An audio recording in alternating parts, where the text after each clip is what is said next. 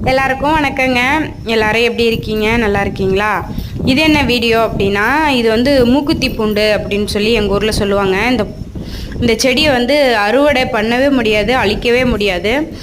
ஏன் அப்படின்னு பார்த்தீங்கன்னா, இந்த பூ உளுந்த இடத்துலலாம் நிறைய முளைச்சிக்கிட்டே இருக்கும். இது வந்து கோரை அருவம்புல் அதுக்கு தகுந்த மாதிரியே தான் இருக்கும். கோரையும் அப்படி தான், அது அறுவடை பண்ணவே முடியாது, அது வந்துக்கிட்டே இருக்கும். அதே மாதிரி தாங்க, அந்த சேம் தான் இந்த ஆடு நல்லா சாப்பிடும். இது மூக்குத்தி பூண்டு அப்படின்னு சொல்லுவோம். எங்கள் ஊரில் வந்து இது பேர் வந்து மூக்குத்தி பூண்டு அப்படின்னு தான் சொல்லுவோம்.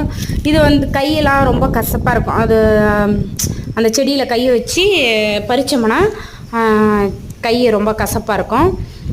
இதுதான் ஃப்ரெண்ட்ஸ், எனக்கு தெரிஞ்ச வரைக்கும் இதோட பயன்கள் என்ன அப்படிங்கிறத சொல்லிட்டேன்.